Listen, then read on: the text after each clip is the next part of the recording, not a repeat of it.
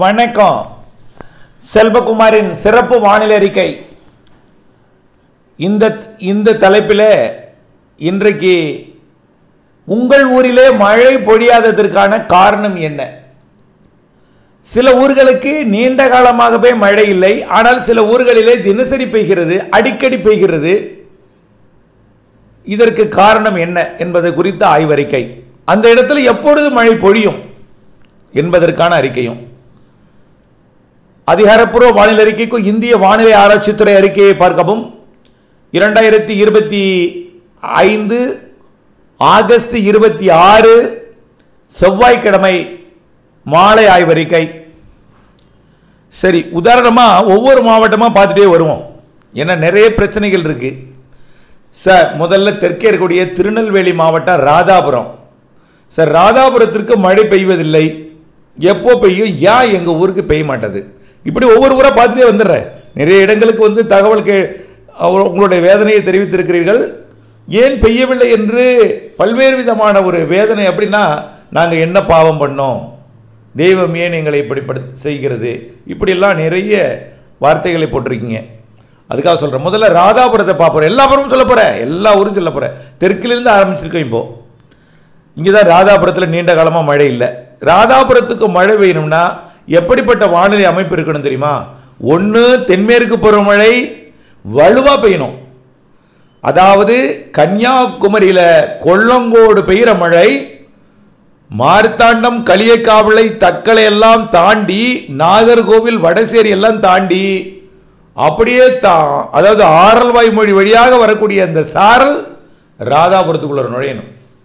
கன்னியாகுமரியோட சின்னமுட்டம் பகுதி வழியாக அந்த சாரல் தெற்கு ஓர வழியாக வந்தால் தான் தென்மேற்கு பருவமழை கிடைக்கும். அது இப்போ ஸ்ட்ராங்கான ஒரு மழையாக இருந்தால் தான். அந்த மாதிரியான சிஸ்டம் இருக்குது, உண்டு. ஆனால் இப்போ இல்லை, இது வரைக்கும் அந்த செட் ஆகலை. சரி, நல்ல ஒரு வலுவான தென்மேற்கு பருவமழை கேரளாவில் அப்படின்னா வெள்ளப்பெருக்கு ஏற்படும். அப்படித்தான் இங்கேருந்து வரும். சில நேரத்தில் வடக்கெல்லாம் பெய்யாமல் இந்த கன்னியாகுமரி வழியாக மீட்கிற நாள்கள் உண்டு. அப்படிப்பட்ட செட்டிங் அமையலை. ஒன்று, அந்த இடத்துல வேற எந்த பிரச்சனையும் இல்லை. காற்று பகுதி, அது ஒரு காற்று பகுதி. எப்படின்னா கன்னியாகுமரியில் மழை பெஞ்சிட்டு அங்கே எல்லா நீராவியும் அங்கே மழையால் தடுக்கப்பட்டு கொட்டிட்டு வறண்ட காற்றாக இங்கே வரும். இப்போ காற்று பகுதி அது ராதாபுரம்.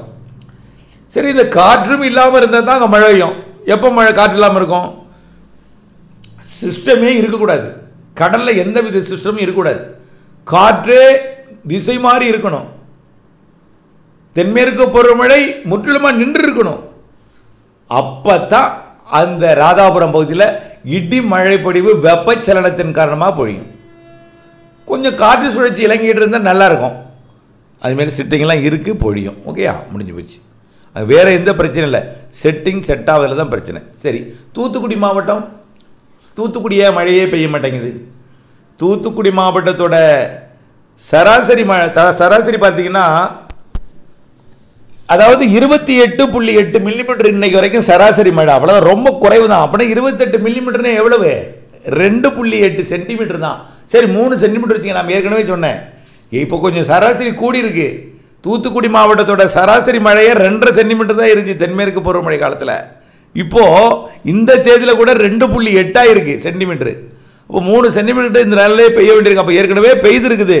10 வருடங்களில் கொஞ்சம் கூடுதலாக மழை பொழிந்திருக்கிற காரணத்தினால தான் இந்த தூத்துக்குடியில் 28.8 மில்லிமீட்டர் இன்றைய தேதியில் பெய்திருக்கணும். அதாவது 2.8 சென்டிமீட்டர் பெய்திருக்கணும். எவ்வளோ பெஞ்சிருக்கு தெரியுமா? 8.5 மில்லிமீட்டர் தான் பெஞ்சிருக்கு. எவ்வளோ பற்றாக்குறை பாருங்க. அதாவது 70% பற்றாக்குறை இருக்குது தூத்துக்குடியில். ஏன் இந்த தூத்துக்குடியில் மழை இல்லை? அது பல வருடங்கள் இப்படித்தான் அமையும், சில வருடங்கள் கொட்டிடும். இன்னும் அதாவது 2.8 பெய்யணும் சென்டிமீட்டரு, 0.8 தான் பெஞ்சிருக்கு. 2 சென்டிமீட்டர் பற்றாக்குறை. 2 சென்டிமீட்டர்லாம் சில நாளிலே பெஞ்சிடும். 2 சென்டிமீட்டர் பெருசு இல்லை. அதாவது ஒரு இடத்துல ஒரு தூறல் விழணும். அந்த ஒரு தூறல் விழுந்தால் 100% மழை பெஞ்சிட்டுன்னு அர்த்தம். அந்த ஒரு தூறல் விழலைன்னா 100% பற்றாக்குறைன்னு அர்த்தம். அந்த ஒரு தூறல் விழுந்தா என்ன, அந்த தூறல் விழாமல் போனால் என்ன? அதனால 100% பற்றாக்குறையானாலும் ஒரு பெரிய பிரச்சனை இல்லை, 100% பெஞ்சாலும் பெரிய பிரச்சனை இல்லை. அந்த ஒரு தூறல் தான். அதே போல தான் பெய்ய வேண்டிய மழையே 2.8 சென்டிமீட்டரு. 0.8 மில்லிமீட்டர் பெஞ்சிருக்கு, அதாவது 0.8 சென்டிமீட்டர் பெஞ்சிருக்கு. இன்னும் 2 சென்டிமீட்டர் பெய்யணும். அதனால தான் 70% பற்றாக்குறையில் இருக்குது. அது ஏன் பெய்யலன்னா, அது காற்று பகுதி.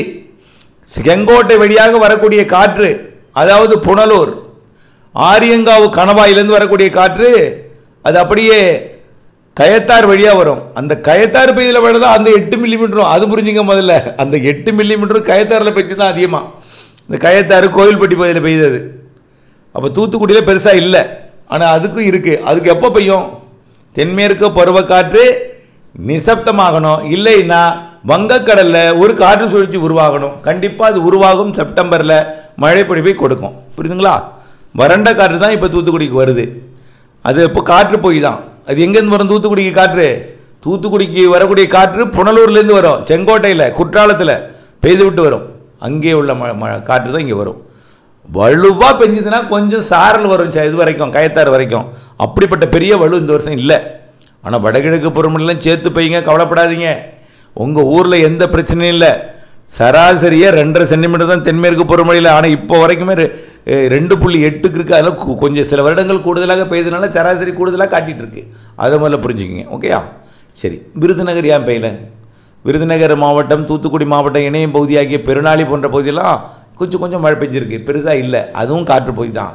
கயத்தாறுலேருந்து வரக்கூடிய காற்று, அதாவது செங்கோட்டையிலேருந்து வரக்கூடிய காற்று இப்படி வரும். கயத்தாறு, விளாத்திக்குளம், அப்படியே பார்த்தீங்கன்னா விருதுநகர் மாவட்டம் அருப்புக்கோட்டை, திருச்சூழி வழியாக ராமநாதபுரம் தெற்கு கடலோரம் வழியாக ராமநாதபுரம் மற்றும் தொண்டிக்கு தெற்கு புறமாக அது வங்கக்கடலுக்கு போகும், வங்கக்கடலில் இறங்கும்.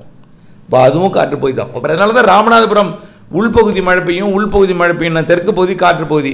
இந்த தெற்கு பகுதிக்கும் வெப்பச்சலன இடிமழை பிடிப்பு இருக்குது. தென்மேற்கு பருவமழை நிசப்தமாகும் பொழுது இந்த வருஷம் நிசப்தமாகாது, நல்ல மழை இருக்குது. ஆனால் வங்கக்கடலில் காற்று சுழற்சி உருவாகும், அதனால் மழை பெறும். அதனால் கவலைப்படாதீங்க. செப்டம்பர் அக்டோபரில் இருக்குது. வடகிழக்கு பருவமழையில் மிகச்சிறப்பாக இருக்குது. அதை கவலையப்படாதீங்க. வடகிழக்கு பருவமழையில் நீங்கள் தேய்க்கக்கூடிய அளவிலே, ஏரி குளங்களை நிரப்பக்கூடிய அளவிலே, தூத்துக்குடியாக இருந்தாலும் சரி, ராதாபுரமாக இருந்தாலும் சரி, ராமநாதபுரம் கடலோரமாக இருந்தாலும் சரி, விருதுநகர் மாவட்ட பகுதியாக இருந்தாலும் நல்ல மழை இருக்குது. புரிஞ்சுங்க. ரைட். சரி, அடுத்தது பார்த்தீங்கன்னா பேரையூர் மதுரை எல்லாம் பெஞ்சிட்டு தான் இருக்குது. அப்பப்போ தினசரி பெய்யும். இந்த சிவகங்கை மாவட்ட பகுதியில் ஆங்காங்கே பெய்யும், சில இடங்களில் ஒதுக்கி இருக்குது. அதுவும் இதே பிரச்சனை தான், வெப்பச்சலன மழை தான் காரணம். அடுத்து பார்த்தீங்கன்னா இந்த தாராபுரம் ஏன் பெய்யறதில்லை, பழனி ஏன் பெய்யறதில்லை, ஒட்டஞ்சத்திரம் கூட பெய்யுது. ஸ்ரீராமபுரம், ரெட்டியாச்சத்திரம் அறவே பெய்யாது. வருஷத்தில் எப்போயாவது போய் வடகிழக்கு பருவமழை பெய்யணும்ல. இந்த பிரச்சனை இருக்குது. அதான் அந்த நேரத்தில் ஏன்னா 4 பக்கமும் மலைகளால் சூழப்பட்டு ஒரு இடுக்கு. வடமேற்கு வெப்ப காற்றும் வராது, மேற்கிலிருந்து வரக்கூடிய வெப்ப நீராவியும் வராது, அதே போல் தெற்கிலிருந்து வராது. 4 பக்கமும் மலைகளால் சூழப்பட்டிருக்கு அந்த இடம். அதாவது கொடைக்கானல் மலை. அதனால் இந்த இடம் கொஞ்சம் வெப்ப நீராவியும் கிடைக்காது, குளிர்விக்கும் அமைப்பும் கிடைக்காது. அப்படிப்பட்ட ஒரு அமைப்பாக இருக்கிறது. அதனால் அந்த இடத்துல மழை இருக்கா? அந்த இடத்துக்கு எப்போ பெய்யும்? வளிமண்டல சுழற்சி உருவாகும் போது பெய்யும், நிச்சயமாக பெய்யும். செப்டம்பர் அக்டோபரில் பெய்யும். தாராபுரத்தில் ஏன் பெய்யறதில்லை? நெகமம், கருமாபுரம், காட்டம்பட்டி இது ஏன் பெய்யறதில்லை? சில நேரத்தில் சாரல் மட்டும் வலுவாக சில நேரத்தில் வரும். ஆனால் அதை தாண்டி பெரியப்பட்டியோ, அதுக்கு பெதப்பம்பட்டியோ, அதற்கு கிழக்கே குடிமங்கலமோ, தாராபுரம், குடிமங்கலமோ, அரவக்குறிச்சி இதெல்லாம் குறைவாக பெய்யுறது என்ன காரணம்? சில நாட்களுக்கு முன்பு பெய்தது கடந்த சில ஒரு சில வாரங்களாக பெய்யலை. காரணம் என்ன? காற்றுப்பகுதி. காற்றுப்பகுதின்னு என்னது? தடுக்கணுங்க. கேரளாவிலேருந்து வரக்கூடிய நீராவி காற்றை தடுக்கணும். பாலக்காட்டுக்குள்ள நுழையுது, அங்கே தடுப்பதில்லை, மரங்கள் இல்லை, அங்கேயும் சரியாக பெய்யறதில்லை. நேராக எங்கே போயிடும்? தடுப்பு எங்கே இருக்கோ அங்கே தான் போகும். அந்தமான போய் கடலில் இறங்கி பெய்யும். அதுவும் போகும்போது வெப்பத்தால் லேசாகி மேலே எடுந்துருது. ஹீட்டில் என்ன ஆகிடுது? அந்த நீராவி மேலே போயிடுது. மேலே போய் வெப்பச்சலன இடிமழையாக போய் உள்ள டெல்டா வரும், வடவடலோரம் போவோம், அப்படி போய் பெய்யுது. ஆனால் இந்த இடத்துக்கு எப்போ பெய்யும்னா எதிர்க்கணும் காற்று. வங்கக்கடலில் காற்று சுழற்சி உருவாகும் போது பெய்யும். அது கண்டிப்பாக செப்டம்பர் மாதத்தில் இருக்குது, அக்டோபர் மாதம் இருக்குது, கவலைப்படாதீங்க. இப்பொழுதைக்கு மேற்கு, அதாவது முக்கோணம் வரைக்கும் தான் மழை தரும், அவ்வளோதான். வரக்கூடிய செப்டம்பர் 8க்கு மேலே மழை கிடைக்கும், கவலைப்படாதீங்க. செப்டம்பர் பின் 15 நாள், அக்டோபர் முன் 15 நாள் மிகச்சிறப்பாக இருக்குது மழை, கவலைப்படாதீங்க. அதே போல் ஈரோடு மாவட்டமும் அதே தான். ஈரோடு மாவட்டம் சரி, ஈரோடு மாவட்டமும் காற்று பகுதி தான். கரூர் மாவட்டமும் காற்று பகுதி தான். அதே போல் நாமக்கல் மாவட்டம், பரமத்தி வேலூரும் காற்று பகுதி தான்.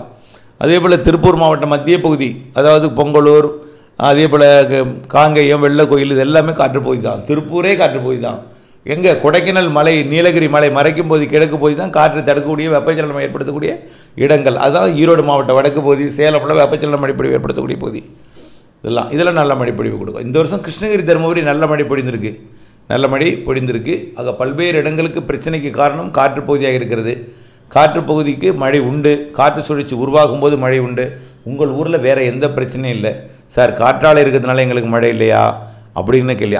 இதுக்கு சம்மந்தமே இல்லை. காற்றடிக்குது, காற்றாலை சுற்றுது, அதனால் வேறு எந்த பிரச்சனையும் இல்லை.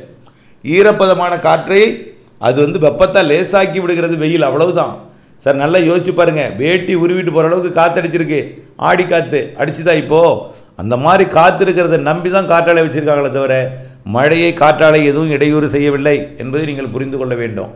டோட்டலாகவே செட்டிங் செட் ஆகணும், 2 காற்று இணையணும். வெப்ப நீராவியும் குளிர் நீராவியும். அந்த இடத்துல வடமேற்குலேருந்து வரக்கூடிய வெப்ப நீராவியும் இங்கே வராது. இப்போ டெல்டாவிற்கு பார்த்தீங்கன்னா மைசூர்லேருந்து வரும், சரி பெங்களூர் பகுதியிலேருந்து வரும், கிருஷ்ணகிரி தருமபுரி மாவட்டத்துலேருந்து டெல்டாவிற்கு வெப்ப நீராவி வரும். ஆனால் இந்த திருப்பூர் மாவட்டத்துக்கு நீலகிரி மாவட்டம் வடமேற்கு காற்று தடுத்து வச்சுருக்கோம். வடமேற்கு ஏன் தடுத்து வச்சுருக்கு? வால்பாறை ஒரு பக்கம் தடுத்து வச்சுருக்கு. என்ன குளிர்காற்றும் வர்றதில்லை, வெப்ப காற்றும் வர்றதில்லை, 2 காற்றையும் தடுத்துருக்கு. மேற்குலேருந்து வரக்கூடிய காற்றை தேக்கும் அளவிற்கு எந்தவித அமைப்பும் இல்லை, மழை மரங்கள் இல்லை மழையை மாற்றுறதுக்கு. இது எல்லாமே அந்த கணவாய் பகுதி பிரச்சனைக்குரிய பகுதி. அதுக்கு மழை உண்டு, காற்று சுழற்சி உருவாகும் போது. வடகிழக்கு பருவமழை மிகச்சிறப்பாக இருக்குது, அதுலேருந்து கவலைப்படாதீங்க. அதனால் இன்னும் பல மாவட்டங்களில் மழை பெய்யல, எல்லாமே இதே தான். டெல்டாவின் தெற்கு பகுதியில் காற்றுப்பகுதி, ராமநாதபுரம் காற்றுப்பகுதி எல்லாம் சேர்த்து வடகிழக்கு பருவமழை மிகச்சிறப்பான மழைப்பொழிவை கொடுக்கும் என்பதில் எந்தவித பிரச்சனையும் இல்லை என்று புரிந்து கொள்ளுங்கள். செப்டம்பர் அக்டோபர் நல்ல மழை இருக்குது, புரியுதுங்களா? நன்றி. இணைந்திருங்கள் அப்டேட்ஸுடன். நன்றி.